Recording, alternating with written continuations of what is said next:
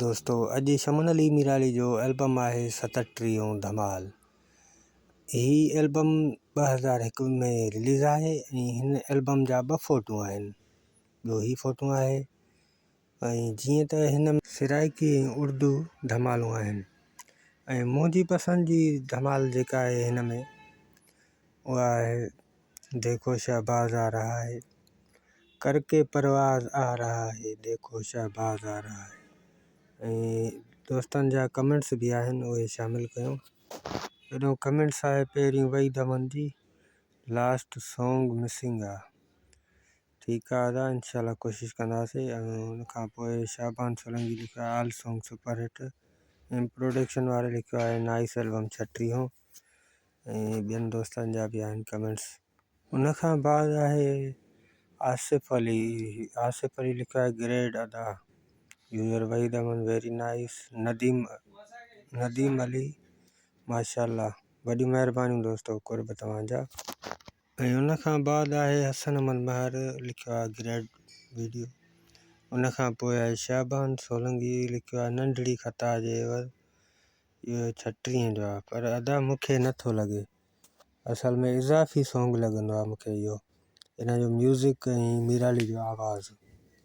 हुन खां बाद ॿियो दोस्त आहे हसन अमन महर लिखियो आहे 36 एल्बम ग्रेट बादशाह अमन सोलंकी दिलूं मोकिलियूं, वॾी महिरबानी दोस्तो। ऐं अञा ॿिया दोस्त बि आहिनि रहियल। ऐं हेॾो माशूक अहमद लिखियो आहे दिलूं मोकिलियूं, वॾी महिरबानी अदा। ऐं दोस्तनि खे ॿुधायूं त ही रिलीज़ इंफॉर्मेशन वीडियो आहिनि ऐं हिननि में को बि गीत शामिल न आहे ऐं हर थंबनेल ते लिखियलु आहे त रिलीज़ इंफॉर्मेशन। ऐं हाणे हलूं था हिननि जी धमालुनि ते। ऐं हिन जी पहिरीं धमाल आहे देखो शहबाज आ रहा है, करके परवाज़ आ रहा है, देखो शहबाज आ रहा है। ऐं हुन खां बाद आहे सखी लाल जीवे। ऐं हुन खां बाद आहे बशीर अहमद बुके जी धमाला वजदे घंड घड़ियाल। ऐं हुन खां पोइ आहे ग़ुलाम क़ादिर घायल जी शाइरी आहे मलंगो जशन मनाओ। ऐं हुन खां पोइ बलोची आहे सेवाणी रातें। ऐं हुन खां बाद आहे तेरे दर पे हम आए, इहो वहीद हकड़े जी शाइरी आहे। ऐं हुन खां बाद आहे SM सिर्फ़ सारे बोलो अली अली।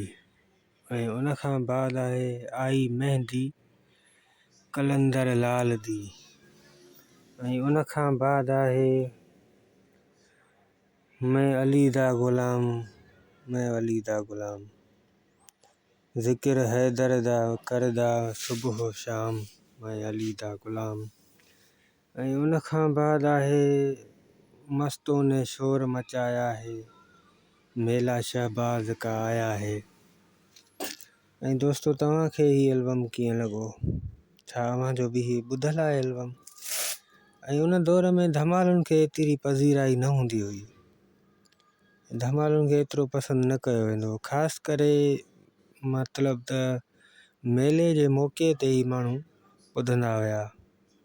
ऐं इन में ॾिसो न हाणे 12 महीना या साल में हिकिड़ो चकर मेलो अचे थो, सो अहिड़े हिसाब सां उहे शयूं धमालूं मिसाल माण्हू घटि पिया ॿुधनि। ऐं काफ़ी फ़नकारनि जूं धमालूं ईअं ई हली वियूं, कंहिं ॿुधियूं कंहिं न ॿुधियूं। ऐं तव्हां दोस्तनि खे ॿुधायूं त गाननि खे घणी पज़ीराई ॾिनी वई ऐं इहो धमालनि खे न, छो जो असल में धमालूं ॿुधजनि उन में कुझु फ़ुकराई रंग बि हूंदो आहे।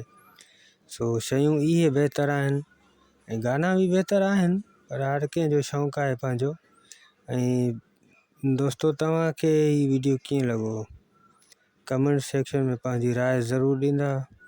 ऐं नेक्स्ट एल्बम लाइ दोस्तनि कमेंट्स कई आहे द मुख़्तियार सीधी जो 455 वॉल्यूम धरती प्रोडक्शन जो, असां कोन रखियो, हाणे चवे थो दोस्त त इहो रखो तव्हां। ठीकु आहे दोस्तो, इंशाल्लाह इहो रखंदासीं हाणे।